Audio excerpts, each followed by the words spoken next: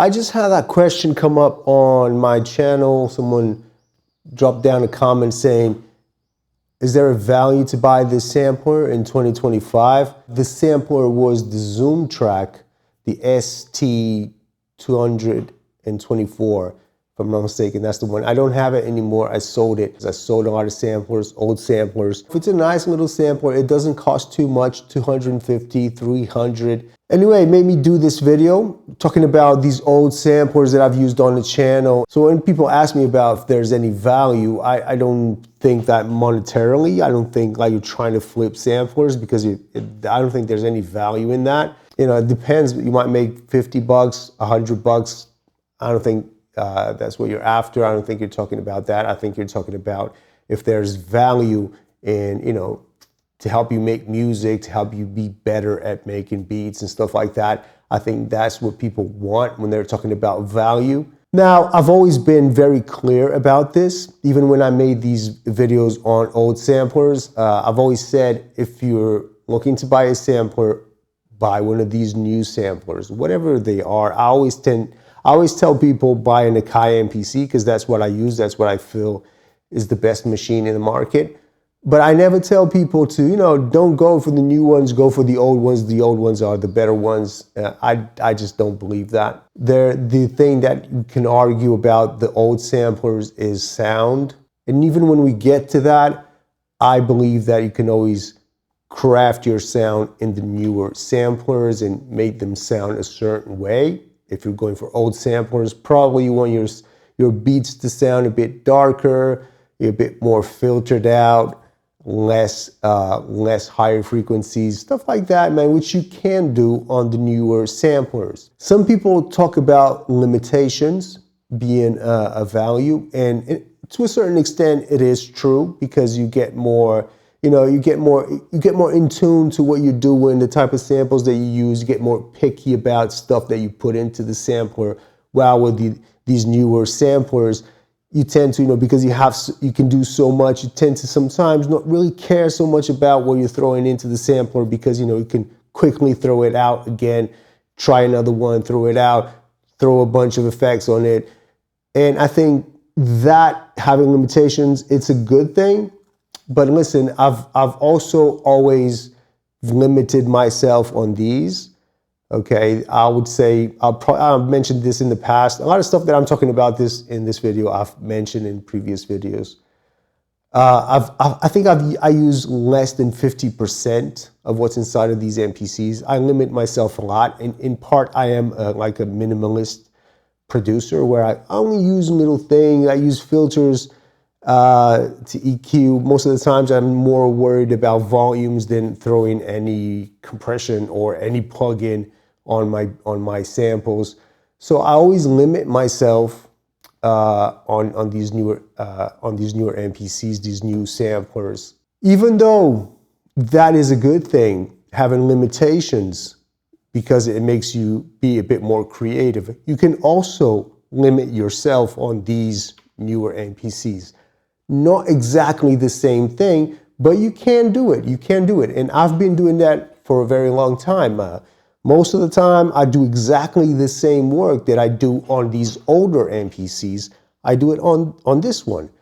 Why do I use this? Because it's just faster to do certain things like chopping, you know, sequencing, layering samples. There's a bunch of stuff here. You know, I don't go crazy with effects on this thing. I just really love this because it's super fast to chop. It's super fast to put an idea down. But the workflow in its essence is very similar to the old MPC's workflow that I used to do. But without a doubt, limitations of old samplers it's a good thing. Now, it brings me to this conclusion where I do find value on older samplers, or I should say on all samplers, but in specific to old samplers as well, because that's what we're talking about, is that you can learn a lot from just working with different samplers. And I think a lot of producers feel that as well. I've learned a lot from working with samplers like the JS30 from Roland, which doesn't, well, it has a sequencer. It's more of a recorder.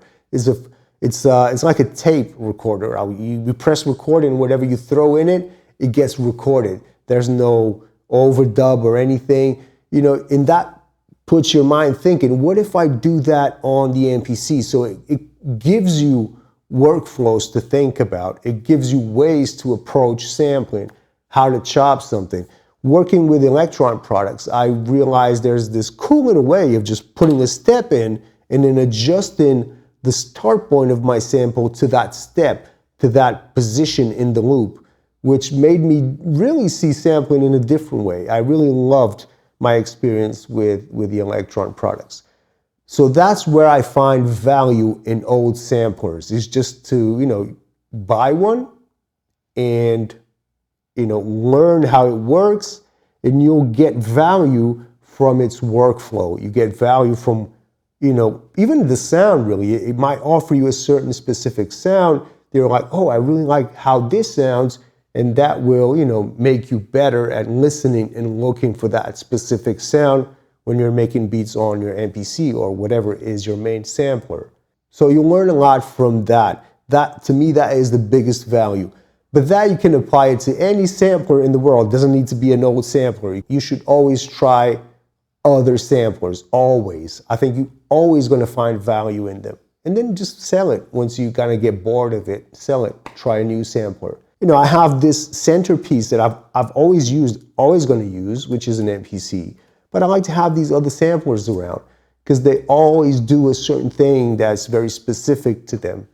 And you can learn it and then bring that knowledge into the MPC and try to figure out how to do it in your MPC. For the newcomers to making beats, I'm always like, no, don't go to the old ones.